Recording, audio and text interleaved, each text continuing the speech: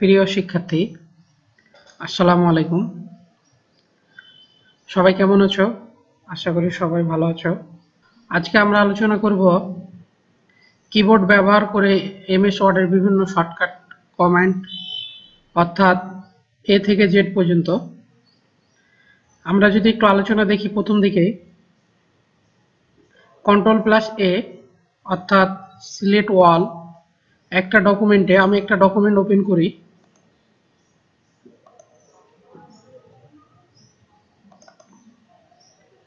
একটা document open করলাম। এখন যদি আমরা কিবোর্ড থেকে কন্ট্রোল+A প্রেস করি, তাহলে ডকুমেন্টটাতে অল সিলেক্ট, অর্থাৎ একটা ডকুমেন্ট পুরোপুরি সিলেক্ট করার জন্য কন্ট্রোল+A। এরপরে যদি দেখি আমরা কন্ট্রোল+B অর্থাৎ বোল্ড। আমরা একটা ডকুমেন্টে যতটুকু জায়গা সিলেক্ট করে কন্ট্রোল+B দিলে লেখাটা একটু গাঢ় হচ্ছে, অর্থাৎ এটাকে বলা হয় বোল্ড, লেখাটাকে গাঢ় করা। আবার কন্ট্রোল+B দিলে আনবোল্ড হবে। এরপরে ছিল কন্ট্রোল+C অর্থাৎ কপি। যদি একটা লেখাকে আমি কপি করতে চাই, সাপোজ আমি দেখা যাচ্ছে এই লেখাটাকে কপি করতে চাই, তাহলে এটাকে সিলেক্ট করার পর কন্ট্রোল+C দিলে এটা কপি হয়ে যাবে। অর্থাৎ কপি হয়েছে কিনা আমরা যদি একটু দেখি, কন্ট্রোল+V দিলে এটা পেস্ট হচ্ছে, অর্থাৎ এটা আমরা পরে আসবো। কপি হচ্ছে কিনা একটা লেখা, সেটা আমরা দেখার জন্য এখানে পেস্ট করলাম। এরপরে আছে কন্ট্রোল+D অর্থাৎ ডিফল্ট ফন্ট বক্স। আমরা যদি কন্ট্রোল+D দিই, তাহলে আমরা দেখতে পাচ্ছি এখানে ফন্ট নামে একটা ফন্টের ডায়লগ বক্স চলে এসেছে, যেখান থেকে আমরা এখানে ফন্ট নাম, ফন্ট চেঞ্জ করতে পারি, ফন্টের স্টাইল চেঞ্জ করতে পারি, রেগুলার না ইটালিক না বোল্ড। তারপরে আমরা এখানে সাইজ আছে, সাইজ দিতে পারি। ফন্টের কালার আছে, বিভিন্ন ধরনের কালার দিতে পারি। সাপোজ আমি যদি এখানে কালার দিই, কালার এখান থেকে আন্ডারলাইন দেওয়া যেতে পারে, single underline, double underline, dot dot করে। আবার আন্ডারলাইন দিলে আন্ডারলাইনের কালার দেওয়া যায়। স্টেক থ্রো আছে, ডাবল স্টেক থ্রো আছে, অর্থাৎ স্টেক থ্রো মিডিল দিয়ে একটা দাগ, ডাবল স্টেক থ্রো ডবল দাগ, এগুলো যদি তুলে দিয়ে আবার চলে যাবে। Superscript, subscript, small caps, all caps, hidden. অর্থাৎ আমরা এখান থেকে ফন্ট রিলেটেড যে কাজগুলো আছে, সেই কাজগুলো আমরা কন্ট্রোল+D দিলে ফন্টের একটা ডায়লগ বক্স আসবে, যেখান থেকে আমরা এখানে ফন্টের নাম, স্টাইল, সাইজ, ফন্ট কালার এগুলো চেঞ্জ করতে পারবো, এবং এই প্রিভিউ বক্সে আমরা দেখতে পাবো। অর্থাৎ কন্ট্রোল+D দিলে আমাদের ফন্ট রিলেটেড সব কাজগুলো আসবে। এরপরে যেটা দেখবো কন্ট্রোল+E অর্থাৎ অ্যালাইনমেন্ট সেন্টার। একটা লেখাকে, সাপোজ আমি দেখা যাচ্ছে যে ডকুমেন্টটা ওপেন করেছিলাম, এই লেখাটাকে আমরা যদি লক্ষ্য করে দেখতে পাচ্ছি বাম পাশটা সমান আছে, অর্থাৎ বাম পাশটাকে বলা হয় লেফট অ্যালাইনমেন্ট। আচ্ছা, আর কন্ট্রোল+E দিলে আমরা এই অ্যালাইনমেন্টটাকে সেন্টার করবে, অর্থাৎ দুই পাশটা অসমান থাকবে। অর্থাৎ আমরা এখন দেখতে পাচ্ছি বাম পাশটা সমান, ডান পাশটা অসমান। আর যদি আমি কন্ট্রোল+E দিই, তাহলে আমার দুই পাশটাই অসমান হবে, আর মিডিল থেকে আমার লেখাগুলো শুরু হবে, অর্থাৎ এটাকে বলা হয় সেন্টার অ্যালাইনমেন্ট। এরপরে যদি আমি দেখি কন্ট্রোল+F অর্থাৎ ফাইন্ড। একটা ডকুমেন্টে আমি যদি দেখা যাচ্ছে এখানে যে ওয়ার্ডগুলো লেখা আছে, আমি কন্ট্রোল+F দিলে একটা ফাইন্ডের বক্স আসবে ডান পাশে, যেখানে আমি যদি লিখে দিই যে শব্দটা, সেই শব্দটা আমাকে সে খুঁজে দিবে। অর্থাৎ আমি যদি এখানে মোবাইল কথাটি লিখে দিই, ওয়ার্ডটি লিখে দিই, তাহলে আমার এই ডকুমেন্টটাতে মোবাইল ওয়ার্ডটি কত জায়গায় আছে সেটি সে খুঁজে দেবে। অর্থাৎ ফাইন্ডের কাজ হলো খোঁজা। এই যে এখানে আমরা দেখতে পাচ্ছি মোবাইল ওয়ার্ডটি দুই জায়গায় আছে, অর্থাৎ একটা ডকুমেন্টে একটি শব্দ খোঁজার ক্ষেত্রে আমরা ফাইন্ড কন্ট্রোল+F প্রেস করলে আমাদের এই বক্সটি চলে আসবে। এরপরে আমরা যদি দেখি কন্ট্রোল+G অর্থাৎ এটা বলা হয় গো টু। অর্থাৎ আমরা যদি একটা নির্দিষ্ট পয়েন্টে যেতে চাই, অর্থাৎ কন্ট্রোল+গো দিলে এখানে আমরা page, select, line, bookmark, comment, কোন জায়গায় যেতে চাই, কত লাইন যেতে চাই, কত নাম্বার পেজ। অর্থাৎ আমরা যদি দেখি এখানে আমাদের একটা পেজ আছে, অর্থাৎ আমাদের পেজ নাম্বার যদি আমরা দিই, পেজ ইনসার্ট, তারপরে আমরা পেজ নাম্বারে গেলাম, আমরা টপ রাইটে পেজ দিলাম নাম্বার।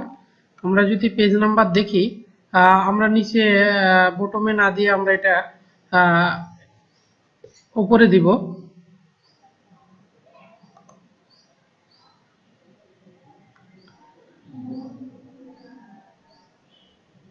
পেজ মার্জিন আমরা ডান দিকে দিলাম, অর্থাৎ এখানে দেখতে পাচ্ছি পেজ 1।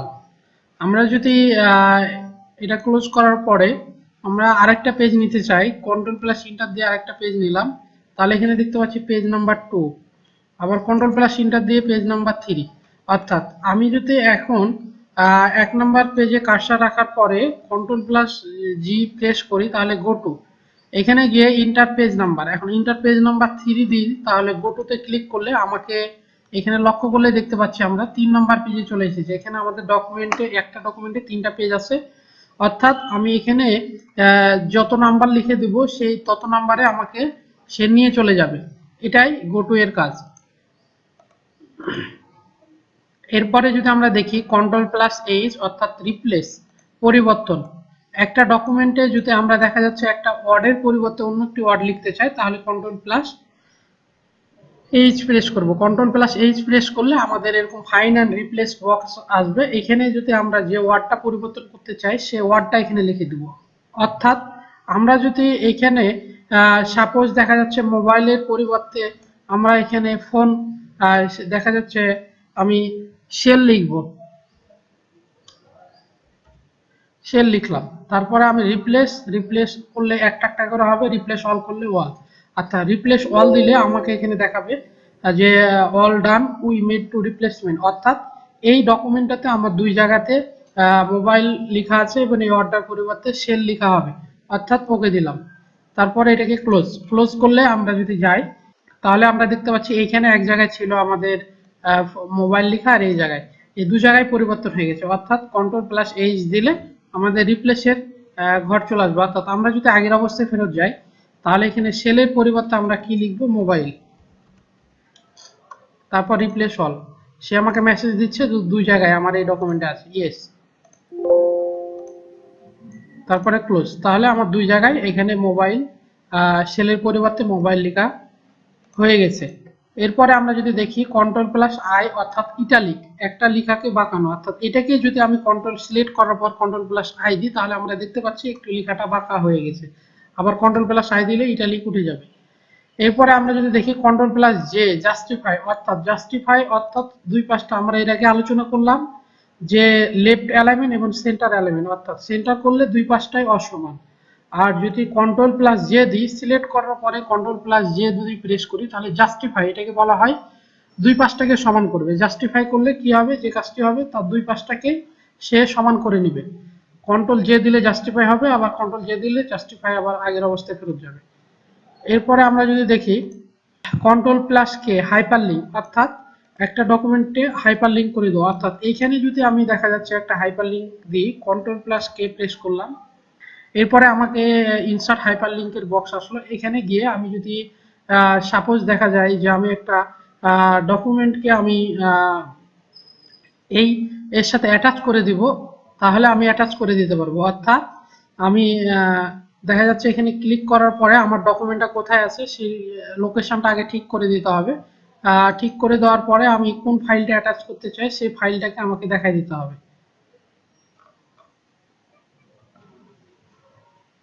সাপোজ আমি দেখা যাচ্ছে পাওয়ার পয়েন্টের বা একটা এক্সেলের এই স্যালারি শিটটাকে আমি অ্যাটাচ করে দেবো, ওকে দিলাম। অর্থাৎ এখানে আমাদের স্যালারি শিটটা আমাদের লিঙ্ক হয়ে গেছে। আবার এটার পরে আমি যদি কন্ট্রোল প্লাস ক্লিক করি, তাহলে আমার যে কাজটি হবে, আমাকে যে হাইপার লিঙ্ক করে যে ডকুমেন্টটা আমি অ্যাটাচ করেছিলাম সেই ফাইলে আমাকে নিয়ে চলে যাবে। এরপরে কন্ট্রোল প্লাস এল, অর্থাৎ অ্যালাইনমেন্ট টেক্সট লেফট, অর্থাৎ একটা ডকুমেন্টে আমি যদি কন্ট্রোল প্লাস এল দিই, তাহলে লেফট অ্যালাইনমেন্টটা অর্থাৎ বাম পাশটা সমান হবে, এটাকে বলা হয় লেফট অ্যালাইনমেন্ট। এরপরে কন্ট্রোল প্লাস এম, অর্থাৎ হ্যাঙ্গিং ইনডেন্ট, অর্থাৎ আমরা একটা ইনডেন্ট কন্ট্রোল প্লাস যদি এম দিই, তাহলে আমাদের বাম পাশটাকে সে গ্যাপ করে, অর্থাৎ ডান দিকে আমাদের লেখাগুলোকে একটা ইনডেন্ট সূচি আকারে আমাদের গ্যাপ করে দিচ্ছে। এই জায়গায় আমাদের এটাকে বলা হয় হ্যান্ডিং ইন্ডেন্ট, অর্থাৎ বাম পাশটাকে সে ফাঁকা করে দিচ্ছে। আচ্ছা, এরপরে আমি যদি দেখি কন্ট্রোল প্লাস এন অর্থাৎ নিউ ডকুমেন্ট, একটা ডকুমেন্ট আমাদের ওপেন আছে, এই অবস্থায় কন্ট্রোল প্লাস এন দিলে আমরা দেখতে পাচ্ছি আর একটা নতুন ডকুমেন্ট আমাদের ওপেন হয়ে গেছে। এরপরে কন্ট্রোল প্লাস ও অর্থাৎ হলো ওপেন, আমরা যদি কন্ট্রোল প্লাস ও দিই তাহলে তারপরে আমাদের ওপেনের একটা আমাদের ড্রপ ডাউন লিস্ট আসবে, এখান থেকে আমরা যেটাকে ওপেন করতে চাই সেটা ওপেন হয়ে যাবে, সিলেক্ট করার পরে ওপেন। অর্থাৎ এরপরে আছে কন্ট্রোল প্লাস পি অর্থাৎ পিন, আমরা যদি কন্ট্রোল প্লাস পি দিই তাহলে একটা ডকুমেন্ট পিন দেওয়ার জন্য সেই অপশনে চলে আসবে। এরপরে আমরা যদি দেখি control plus Q add space after paragraph, অর্থাৎ একটা লাইন থেকে আরেকটা লাইনে আমরা যদি এটাকে সিলেক্ট করি, সাপোজ আমরা দেখা যাচ্ছে এতটুকু জায়গা সিলেক্ট করার পরে কন্ট্রোল প্লাস কিউ দিলাম, কন্ট্রোল প্লাস কিউ দিলে কি হচ্ছে, একটা লাইন থেকে আরেকটা লাইনে আমাদের দূরত্ব বৃদ্ধি হয়ে গেছে। এটা আবার এখানে আছে, আমরা রিমুভ করে দিতে পারি, বা কন্ট্রোল প্লাস কিউ দিলে আমরা এখান থেকে রিমুভ করে দিলাম। এরপরে আমরা দেখব কন্ট্রোল প্লাস আর অর্থাৎ রাইট অ্যালাইনমেন্ট, কন্ট্রোল প্লাস এটাকে সিলেক্ট করে কন্ট্রোল প্লাস আর দিলে আমাদের দেখতে পাচ্ছি যে ডান দিকে চলে এসেছে লেখাটা, আবার বাম দিকে নিলে কন্ট্রোল প্লাস এল অর্থাৎ লেফট অ্যালাইনমেন্ট আমাদের। এরপরে আছে কন্ট্রোল প্লাস এস দিলে সেভ, অর্থাৎ একটা ডকুমেন্ট যদি আমি নিই, ডকুমেন্ট নেওয়ার পরে আমি এখানে কন্ট্রোল প্লাস এস দিলাম, তাহলে যে কাজটি হবে এটা সেভ করার জন্য আমাকে লোকেশনে নিয়ে যাবে, তারপরে এখানে লোকেশন ঠিক করার পরে আমরা এটা সেভ করে দিতে পারবো। আবার কন্ট্রোল প্লাস টি লেফট ইন্ডেন্ট, আমরা যদি একটা ডকুমেন্টে দেখা যাচ্ছে কন্ট্রোল প্লাস এল দিই তাহলে লেফট, কন্ট্রোল প্লাস টি দিলে আমাদের হলো লেফট ইন্ডেন্ট, অর্থাৎ একটা ডকুমেন্ট আমি সিলেক্ট করার পর কন্ট্রোল প্লাস এল দিলাম, অর্থাৎ আমাদের টি দিলাম, অর্থাৎ ইন্ডেন্টটা আমাদের আরো গ্যাপ করে দিচ্ছে, আমাদের দেখতে পাচ্ছি।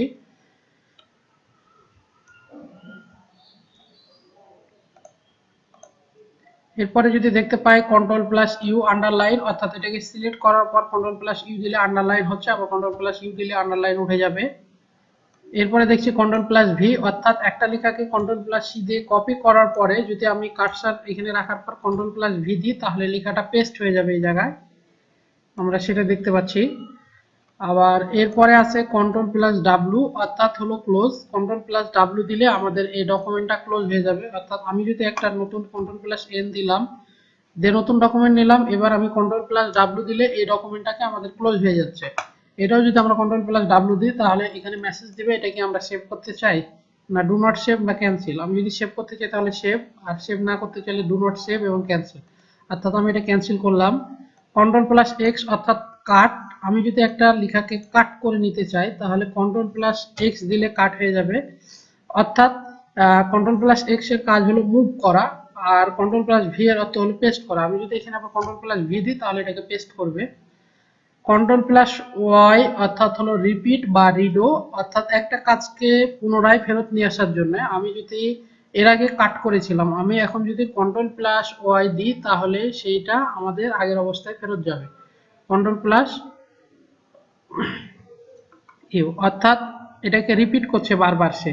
আর কন্ট্রোল প্লাস জেড অর্থাৎ হলো আন্ডো, অর্থাৎ একটা কাজকে ব্যাকে ফেরত নিয়ে যা, কন্ট্রোল প্লাস জেড দিলে সেটাকে আন্ডো করতে থাকবে, আন্ডো করতে থাকবে। অর্থাৎ আমরা এখানে দেখলাম এ থেকে জেড পর্যন্ত। আর এবার আমরা কিছু দেখব যে শর্টকাট কি, কমিউনিকেশন কি আছে, সেই কিগুলোর সাথে কিভাবে আমরা অন্যান্য কিগুলোকে অ্যাড করে দিয়ে কাজ করতে পারি। অর্থাৎ কন্ট্রোল প্লাস ইন্টার দিলে আমরা এখানে দেখতে পাচ্ছি পেজ ব্রেক, অর্থাৎ কন্ট্রোল প্লাস ইন্টার যদি দিই আমাদের এখানে কার্সার আছে, এখানে কার্সার রাখার পর কন্ট্রোল প্লাস ইন্টার দিলে দেখতে পাচ্ছি এখানে আমাদের একটা পেজ ব্রেক হয়ে গেছে। এই পেজটা ব্যাকে নিয়ে আসার জন্য ব্যাক স্পেস চাপ দিলে ব্যাকে যাবে। এরপরে দেখতে পাচ্ছি control plus shift plus W অর্থাৎ হলো ওয়ার্ড আন্ডারলাইন, আমি যদি control plus shift plus W দিই তাহলে প্রত্যেকটা ওয়ার্ডের নিচে আন্ডারলাইন, আবার control plus shift plus W দিলে ওয়ার্ড আন্ডারলাইনে উঠে যাবে। এখানে দেখতে পাচ্ছি control plus shift plus D অর্থাৎ ডাবল আন্ডারলাইন, অর্থাৎ একটা লেখার নিচে ডাবল আন্ডারলাইন হবে, আবার control plus shift plus W দিলে ডাবল আন্ডারলাইন উঠে যাবে।